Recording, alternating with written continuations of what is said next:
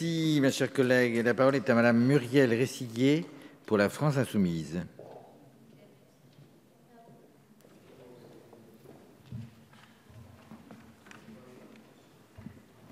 Je vous remercie.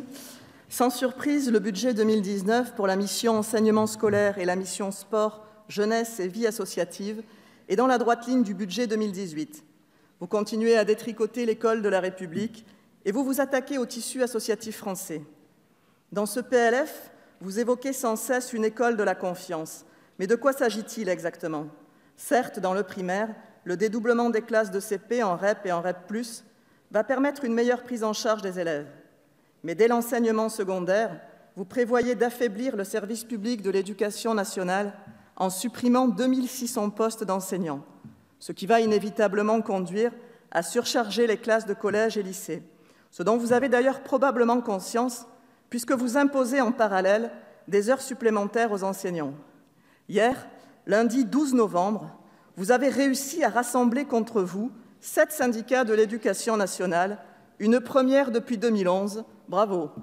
En tenant compte de l'inflation et de l'accroissement démographique, la mission enseignement scolaire accuse pour 2019 une baisse de 0,02% de son budget.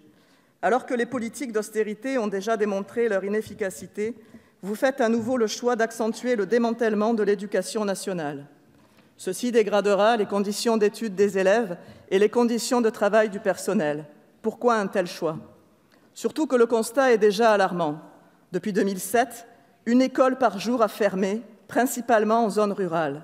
Depuis la rentrée de septembre, la FCPE a enregistré 29 862 heures d'absence de professeurs non remplacés de la maternelle au lycée. Est-ce là l'école de la confiance que vous appelez de vos vœux? Avec votre réforme du bac, qui entrera en vigueur en 2021, vous introduisez le contrôle continu et allez donc créer une inégalité des chances entre les élèves détenteurs d'un diplôme qui n'aura désormais plus la même valeur selon l'endroit où il sera obtenu. C'est la fin de l'école de la République. Le baccalauréat doit rester un diplôme d'État, passé dans les mêmes conditions et ayant la même valeur sur tout le territoire français. De plus, vous baissez le taux d'enseignements généraux dans les lycées professionnels, vous dévalorisez certains enseignements optionnels au bac, comme le théâtre, le sport ou certaines langues.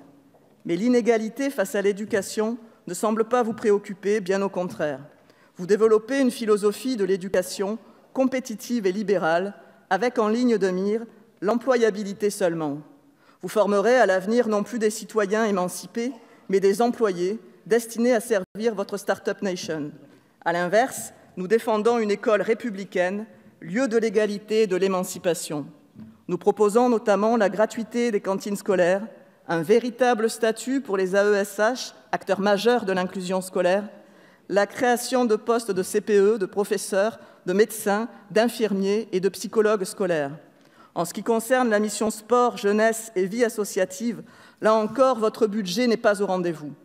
En effet, le budget de la mission sport accuse une baisse de 10%. Vous faites le choix de valoriser l'organisation des JO au détriment, hélas, de la pratique quotidienne du sport.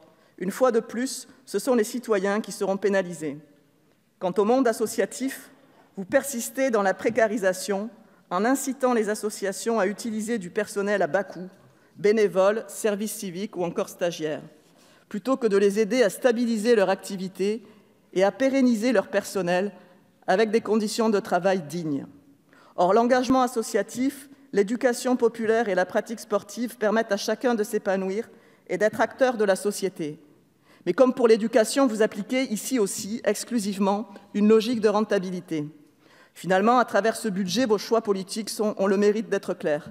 Ils consistent à mettre fin au service public peu à peu et à se prosterner devant l'argent roi. Le vocabulaire entrepreneurial de la performance et de l'efficience est omniprésent. C'est le signe d'un basculement de société vers l'individualisme et la marchandisation du savoir. Nous portons bien évidemment une toute autre vision de la société, tournée vers l'humain d'abord, une vision dans laquelle l'État républicain a pour ambition première de servir l'intérêt général. Notre projet pour l'éducation est inséparable de notre projet de société.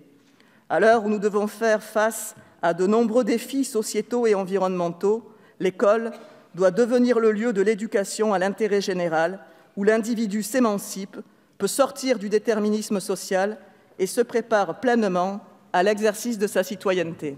Je vous remercie.